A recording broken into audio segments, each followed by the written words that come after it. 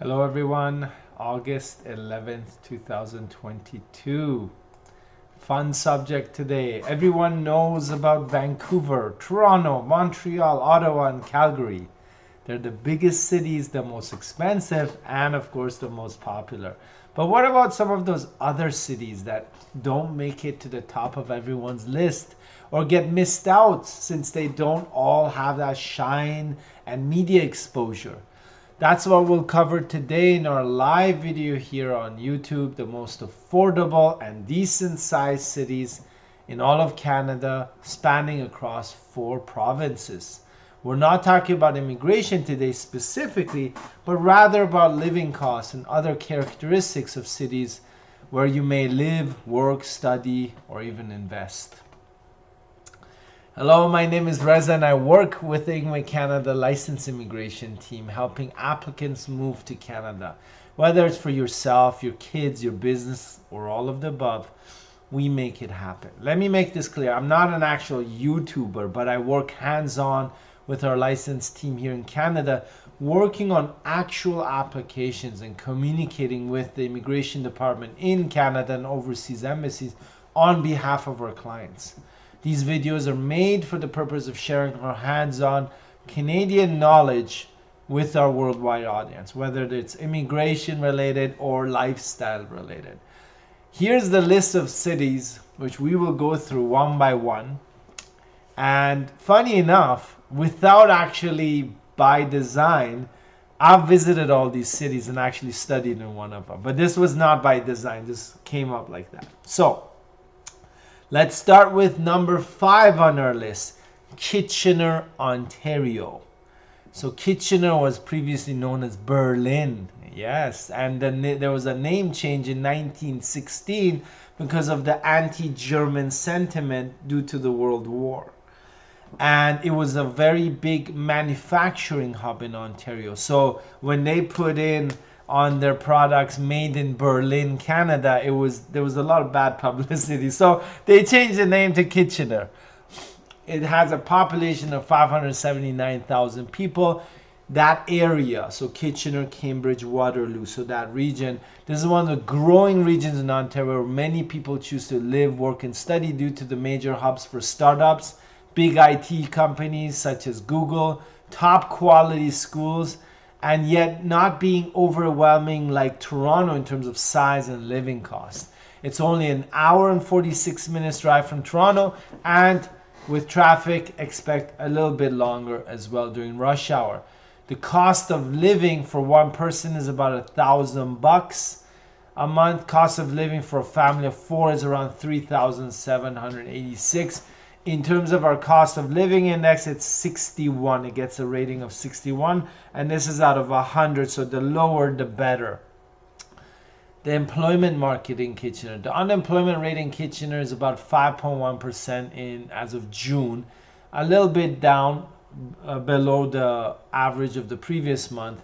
It was at 7.2% during COVID in August, and now it's at a very lower rate due to the growing job market. There's over 2,000 more full-time jobs that were posted in June in that area versus the month before, and again of 1,000 part-time positions, which means a total of 3,000 jobs were created. It has recovered since bottoming out in April in terms of the unemployment and the job market. In terms of the industries, it's manufacturing, transportation, warehousing, financial sector, professional and scientific services, education, healthcare, IT, cultural services, and accommodation, food services. These have all had seen an increase in that area. Job losses were mainly in agriculture, natural resources, utilities, construction, trade, and business and building services in that area. The ethnic communities, well, there's a lot of visible minorities in that region, so which make up 18.4% of Kitchener's population, with the largest group being South Asian and Black. In a reversal from Waterloo's reported ethnicities, Canadian was the most frequently reported ethnic origin in Kitchener, followed by German and English. It's only 3 hours away from Detroit, Michigan, drive. Top universities, University of Waterloo, one of the best in terms of engineering, entrepreneurship, startups in all of Canada. Wilfrid Laurier University is there, another public university. And Conestoga College is there as well, which is, again, another great public college for both Canadian and international students. The weather, it's warm. Winters are freezing. What can I say? Over the course of the year, the temperature varies from -11 to +26. You don't really see a lot of below 20 or above 30 degrees Celsius in this region.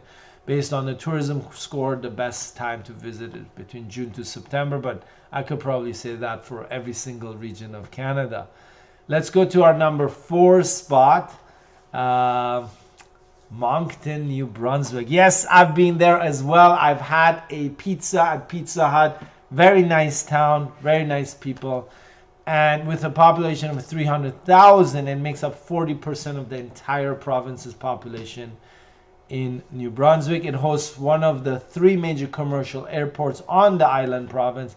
And thankfully, besides connections to the rest of Canada for flights, you can even fly to Mexico, Dominican Republic, and other holiday destinations with Sunwing Airlines, which announced these flights this year. This city is only an hour and 45 minutes drive from the capital of the province, Fredericton, New Brunswick. Cost of living around $3,840 per month for a family of 4. For a single person, a little bit higher than $1,000. Cost of living index is 61, so it's there as quite affordable. The job market, well, the unemployment rate in June was around 4.2%, which is very good.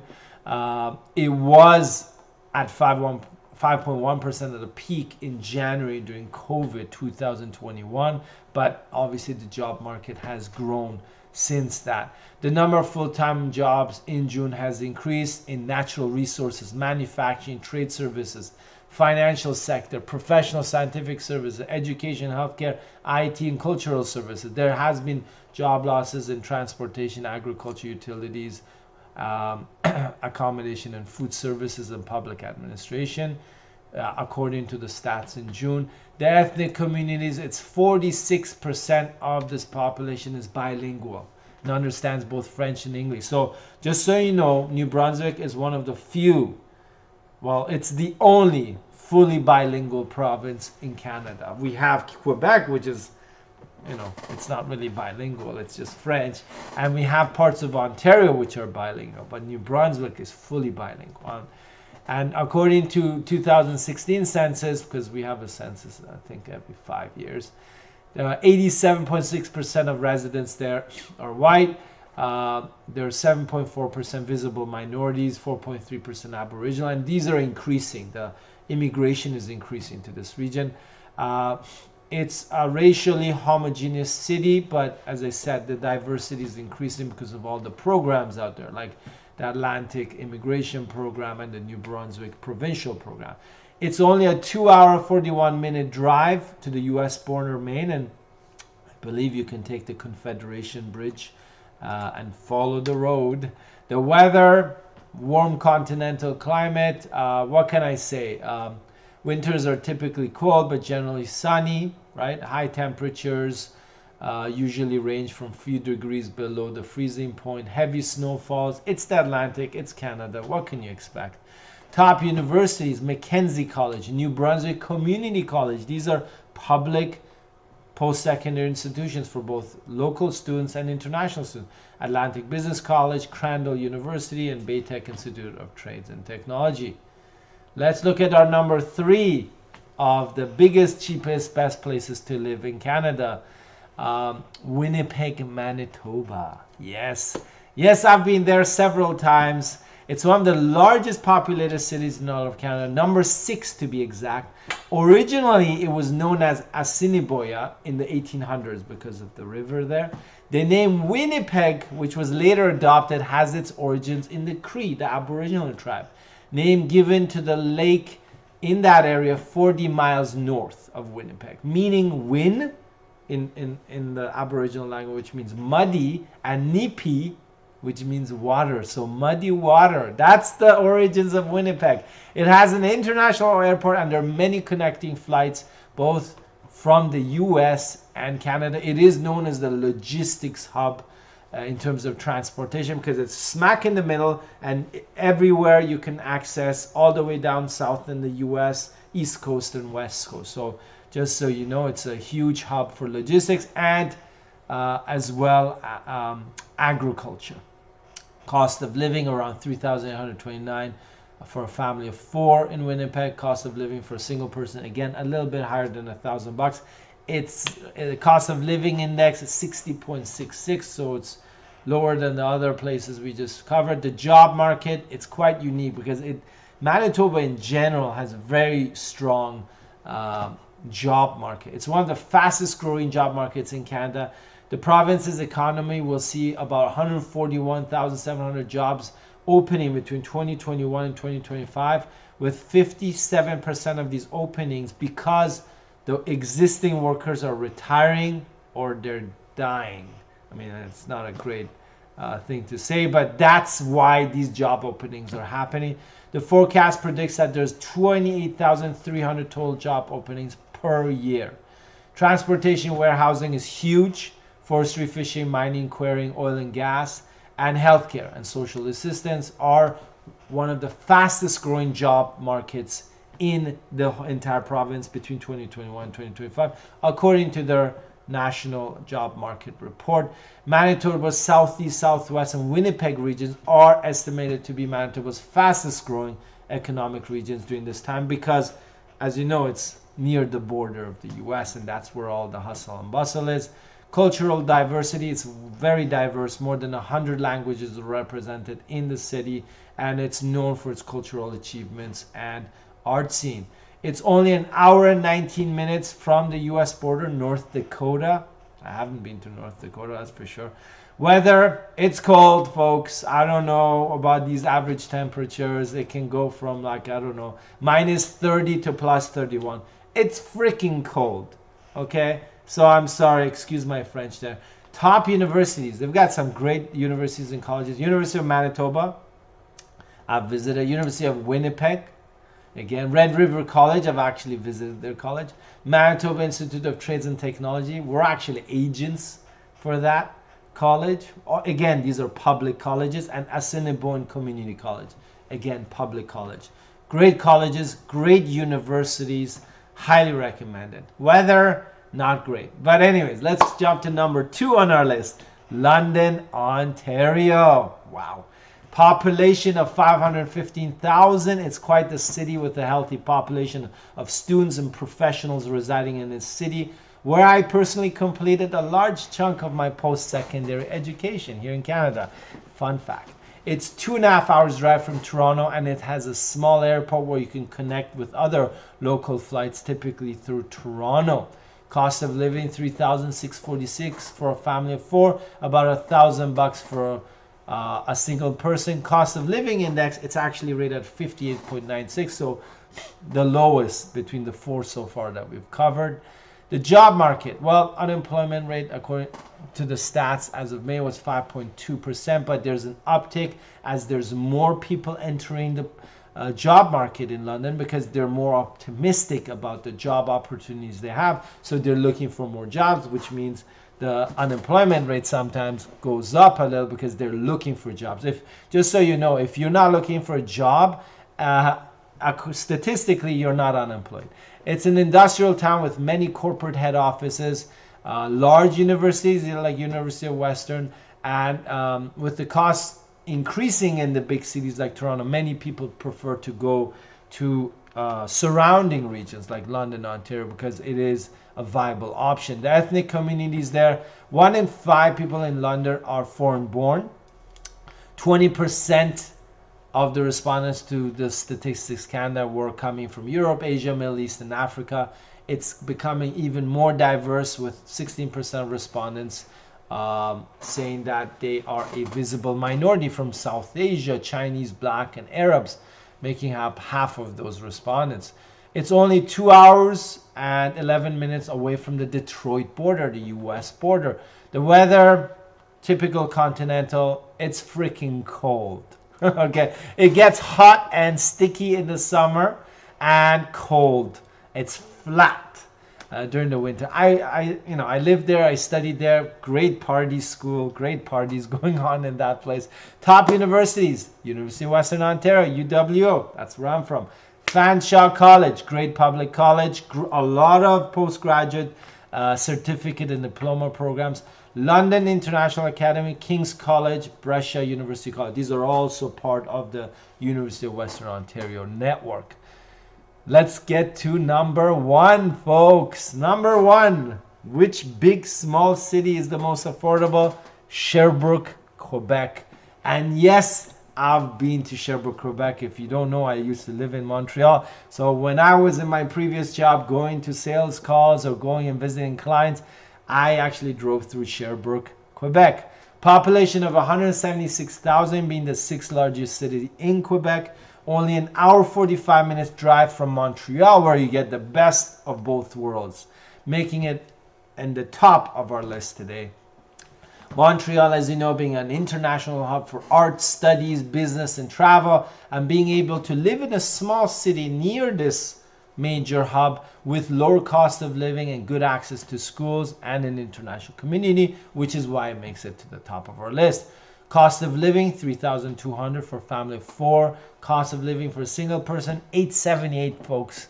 I don't think they'll even give you a McDonald's meal for $878 in Toronto. In the cost of living index, it's 52, which is great. Job market, there are many employment opportunities there, and it has one of the lowest unemployment rates in all of Canada. Interesting. A lot of businesses operate from Sherbrooke. It's an industrial city. Many people work for high-tech companies there in the healthcare sector. Semi-skilled workers as well are in great demand there.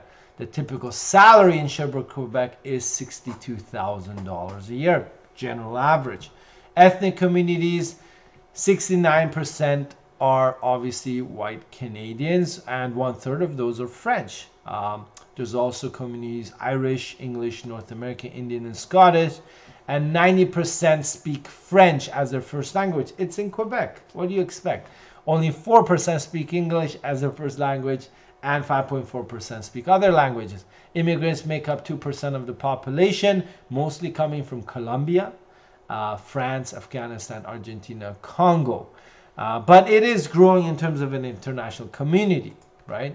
And you're only an hour 45 minutes from Montreal, which is the most international city you can find. The US border is 47 minutes drive from Vermont, from Sherbrooke. So it's very close. Weather, well, what can I say? They're, humid summers, freezing snow in the winters. You can see ranges from 27 degrees below zero up to 29 degrees. But based on the tourism index, June to September is the best time to visit. But again, 99% of Canada is the same. Top universities: Bishop's University, public university; Champlain Regional College, University de Sherbrooke, and Mont Notre Dame. Great schools. There you have it, folks. Some of the top 5 alternative cities in Canada where you can work, study, settle with your families. There are many more cities which you can explore, but this will give you an idea where to start if you don't want to live, work, study in these big cities such as Vancouver, Toronto, Montreal, Ottawa, or Calgary, either due to high living costs, the hustle and bustle, the population, or the crime rates. This list was not exhaustive, and I'll leave it up to you to go out and explore this vast land that we call Canada, which is exactly 9,306 kilometers wide with 6 time zones. That's right. That's nowhere near France, which has 23 time zones, but it's still a lot in Canada to have 6. Another fun fact, China only has 1 time zone, but Canada has 6. Another fun fact about Canada is that if you're planning to travel around the country this upcoming season, we only have one main national airline, Air Canada, since there are 2. They were 2 over 20 years ago. One went bankrupt, and the government started protecting this one national carrier. Hence, airline tickets are super expensive here when you compare it to the US. So many people just cross the border, take a flight to wherever they want to go, to the US or across Canada and then cross back up into Canada because of the huge difference in flight tickets. We do have smaller carriers, but it's all under the Air Canada umbrella, no matter what brand you do, and there's protectionism involved. So that means there's a price floor for all airline tickets in Canada. That's why you can't find anything cheap sometimes. If you're thinking about immigrating to Canada through studies, work, business, family, sponsorship, you're at the right place. We're licensed in Canada and we help applicants like you and your families. I can guarantee you one point, folks. You will know what to expect when you work with us. The entire process clearly laid out for you, all the risks identified, and where we can provide you 100% support as a client. No surprises, just results. We have a $1 million liability insurance which protects you and us from fraud and mistakes, and we have a dedicated client trust account in Canada where we take all of our deposits. Our team speaks over 8 languages and we help applicants from over 47 different countries with their Canadian immigration process. Click the link below this video, get a free assessment. If you already know what you want, your timeline is clear, you're ready, and you're 100% serious applicants only, you can also book a one-on-one consultation with me using the consultation link also provided below this video. And if you have questions, remember we're here in our weekly live on YouTube, Facebook, and Instagram every Thursday, 11 a.m. Eastern Standard Time, where we answer all of your Canadian immigration questions for free on the spot. And yes, you guessed it, we're live right now in our live session, and we'll jump into any questions or comments our viewers may have on our YouTube. Unfortunately, I will not be able to see the Instagram, Facebook questions during our live, but our YouTube audience will be able to post questions and I will reply to them, of course. And that's why we're here for you. Great to see everyone. Chineru Ebube says a blessed Thursday to you and loved ones. So Reza, glad to have you online. Nice to see you again, Chineru. I hope I'm pronouncing your name right. Apologies for Elahe Montazir says, hello, Mr. Reza, good info. I think, yeah, I know Elahe. Hello, Elahe, how are you? Trinat Anyet, good morning, Reza. Good morning back. Nasreen Ibrahim says, hi, Reza. The hi is a little bit different. Shahidul Shahil, hello, Reza. Hi, Reza. Hi back, Shahidul. Nice to see you. So Chinerogu Ebube says, a bunch of applause to you, Sir Reza, for such simplistic analogy as a toon town, Saskatoon admirer. What's your improvised rating of Saskatoon, Saskatchewan, if you were to give it a rating on it? Okay, so I was actually thinking about these cities and provinces, and funny enough, let me see here. There's only 2 provinces in Canada which I have never visited, and one of them is Saskatchewan, the other is Newfoundland. Okay, so I was thinking, obviously Saskatchewan has great affordability, but I've never visited. You know, it's crazy, but I want to. I think it has and I always say this, by the way, it has the best international student immigration program in all of Canada, across all regions and provinces. In terms of international students studying at public post-secondary institutions there, it has the best, most flexible provincial nominee program for international students. In terms of cost of living, I mean, I've had friends and acquaintances living there, very affordable. People are super nice, and it's hustling and bustling with a lot of immigration coming through because of the provincial program being so flexible, so welcoming, right? So, but I've never visited there personally, so I can't comment too much more. I hope I will have an opportunity over the next year. I'd like to visit Saskatchewan. Actually, it's one of those provinces I haven't visited, but I need to visit because there's a lot of opportunity, I believe, as well there. Angel says, hi, Reza. After getting the POE letter of introduction, port of entry for the SUVP work permit, great. Can I first land in Canada after 4 months? Any implications? No, it should be fine, 4 months. So congrats, Angel. Last week you didn't have this letter, you got it. How long did it take you to get the approval? I'd like to know. And did you apply through the overseas embassy, right? I believe you are where? In India right now? If you can let us know on the processing time, that would be great. You know, we can share it with our fellow audience as well. But congratulations. Yeah, within 4 months is fine. It was the best one. Thank you. Oh, Nasreen is saying it's good info. Hello, Nasreen. But yeah, great. Let me know, Angel, on the processing time. We're here, folks, helping everyone every Thursday, 11 a.m. Eastern time. Okay. So, you know, if you have general questions, if there's technicalities, anything about immigration to Canada, our team is ready. We're here to answer those questions live.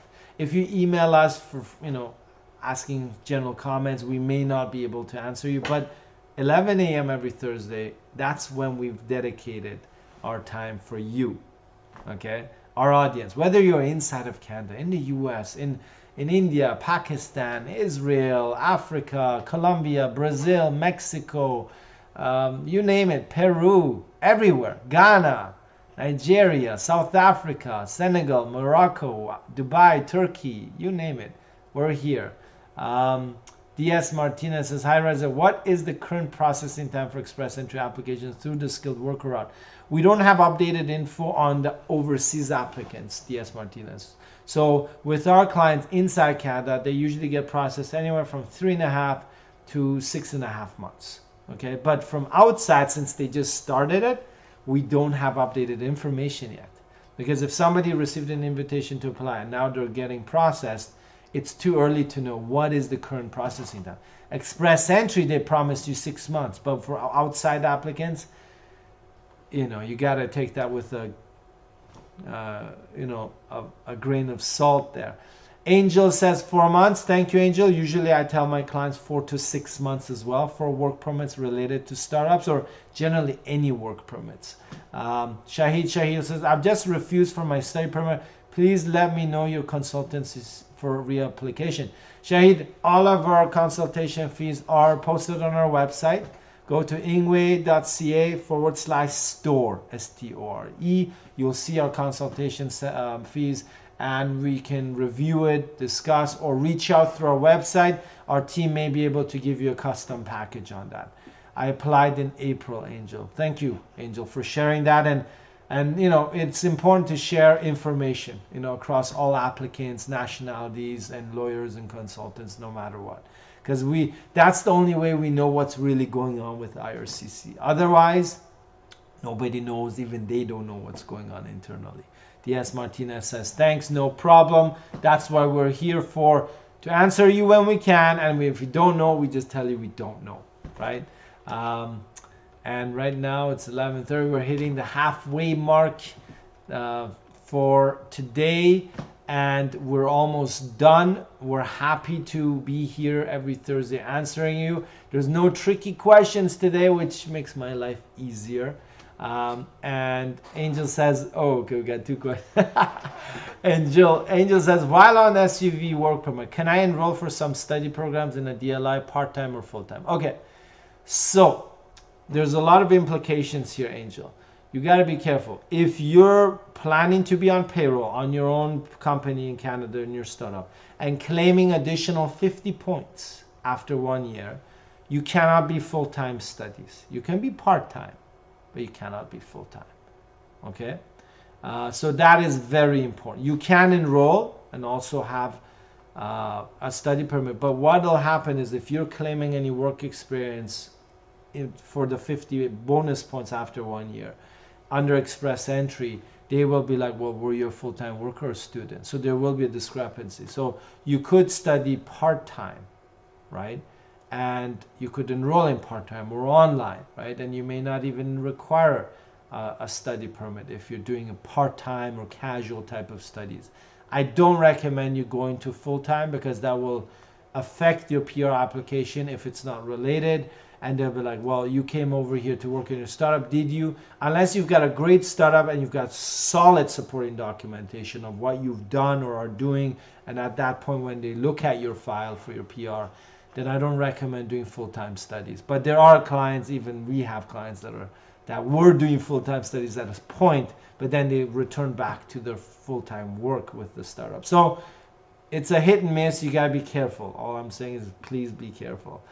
Chineyerugu Obube, I'm actually on my 12th week since study visa application, but still no feedback as of today.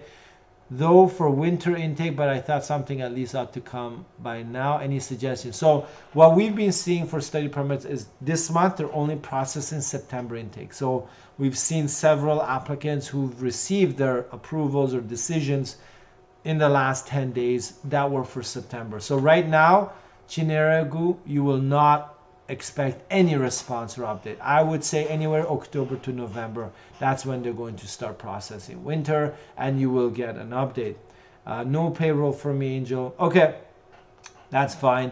I would say you could, but I would say you know, preferably part-time, unless you're doing like some intensive 6-month course that, or 8 months, or that is maybe related to you helping with your startup. But I would say try to stick to part-time.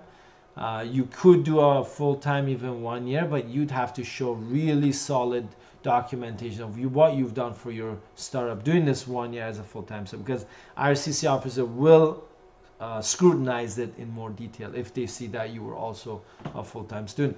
Shahidul Shahil says, sir, would you please let me know what is the percentage of getting study permit over 40 years old? That's a great question. I love that question, Shahidul, because a lot of people ask that. And it's not according to your age. I just had, you know, I can convert anyone to a study permit, but there's tricks. But from overseas, it's different. It depends on your nationality, okay? Like, where are you from? What's your passport? Where are you applying from? It depends on your travel history. It depends on your education gap, employment prospects, and financial assets and ties to your home country. But the number one reason why you get, well, the number two is 1, nationality, and 2 is your education gap. But if you come into Canada, you're basically guaranteed approval if you know what you're doing, no matter if you're 60. I've had clients who were 55, so it doesn't matter. But if you're overseas, yes, it's challenging depending on where you're applying, what your passport is, and the education gap. You could be 40 and you were studying till you were 39, 38, it should be fine. But if you've got that education gap, like 15 years, 10 years, and you're 40, and you don't have solid travel history like a US visa, Australia or UK, then your chances are slim depending on your nationality. Again, Trinat Enirt, I applied for a study permit and my review started over a month ago and still no response. Is this normal? Yeah, Trinat, it will take up to 3 months at least. Angel, thank you so much. Angel is asking, part-time studies don't need a study permit. Okay, well, there's several regulations around that. So one is, if the program is 6 months or less, you don't need a study permit, right? You can do it on a visitor visa. If you're on a work permit, you can also apply for a study permit.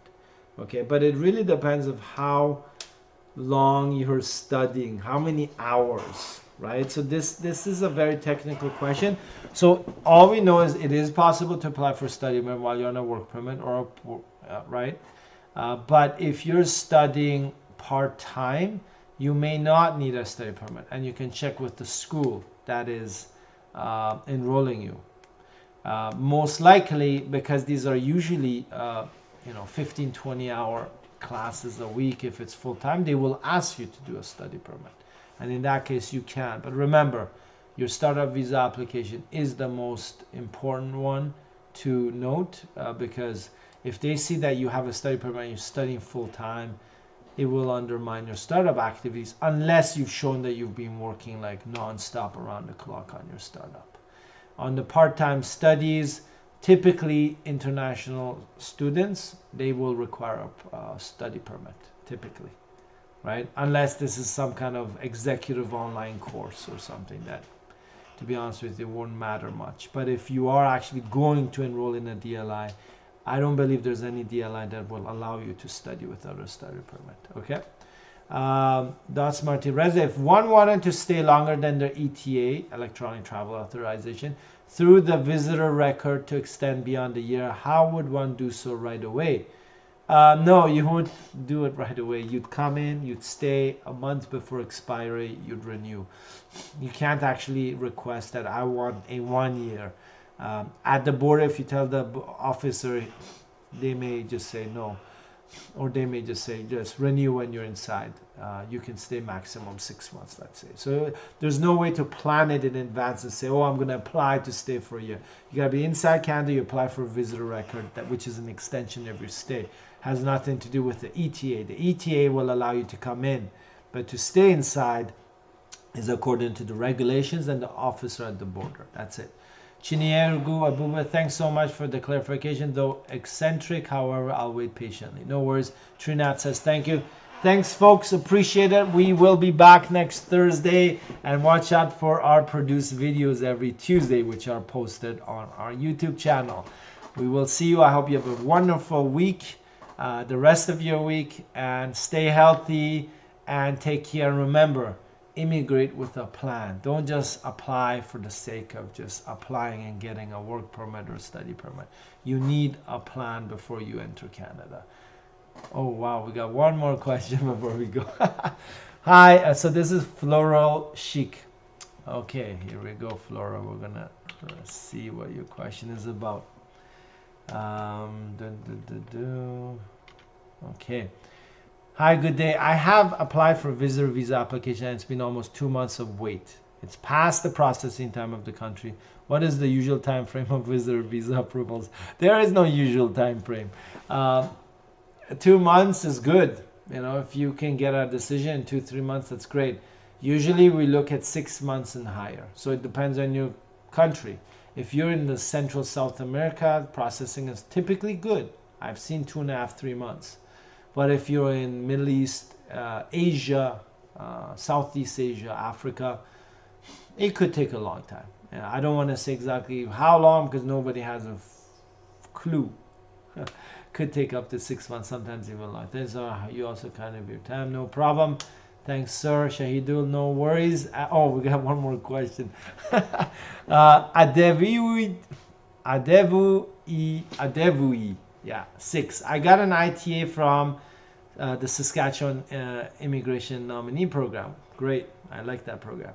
I have proof of funds using an investment fund. The investment will be less than 2 months. By the time I submit my application, I was told I wouldn't fly. What can I do? So as long as you've got the investment, proof of that it exists, it's under your name, it doesn't really matter when you're flying or what's happening. From the date you get the invitation to apply, you need to prove the settlement funds until you pass the border in Canada when you're landing as a PR. Well, I hope it's a PR. Yeah, it's an ITA from SIMP. So whether 2 months in that, I don't know. The point is you need to show minimum settlement. If it's an investment, liquidable, it can be there. It's got to be under your name throughout this entire time, not just during the ITA, not just for 1 day, throughout the entire time until you land. George Spencer Tobias says, do I directly state about my overstay out of status before on my student visa? I finished my studies though. This was 4 years ago when I was in the US. Yes, you need to declare everything because it will be misrepresentation if you don't. Okay, if anybody else tells you, then I don't know. That is wrong. You need to declare any overstays, any refusals, any deportations, removal orders, anything related to any kind of immigration. So that's for you, George. Floral Chic says Ecuador. Okay. Ecuador is not bad. I don't think it'll take 6 months, but I think you should be ready for the 3-month spot. So if it's only been 2 months, that's still way early. Pre-COVID, you would be right. It's taking too long. During COVID and post-pandemic and lockdown, visitor visas are taking ridiculously long time. If you have a US visa, valid one, your chances of approval, quicker approval, are better. Okay, but if you don't, if you have no travel history, be ready for a long haul. I don't think they're going to prioritize your case. Okay, folks, that's it. We're going. I swear to God, that's the last question, or that's the last time I'm gonna say goodbye. Okay, next Thursday on the spot. We're here helping you answer questions. Thanks again. Take care. Auf Wiedersehen in German. Au revoir in French. Adios. You name it. I don't know. I don't know many languages. Oh my God, there's more questions. Okay. I'm not going to say goodbye. I'm just going to answer this question. Yes, I got a valid US visa. Okay. Floral chic, I would say 3 months. 2.5 to 3 months. That's what I've seen. So you should be okay. Soon, but there's no promises. Don't quote me. George Spencer says, my visa was not void. I just went home since it's harder to reinstate to full status beyond 5-6 months of being out of status. Should I just say I was not maintaining full status? Yeah, so if you stayed or overstayed in the US, you just have to say you overstayed, and you have to put an explanation letter and saying that you made a mistake and this has happened, these were the circumstances, and it'll never happen again, and you've learned your lesson. Okay? Khodafez. Oh yeah. Elahi Montez says Khodafez. Thank you, folks. We're out. Seriously, we're out. Goodbye.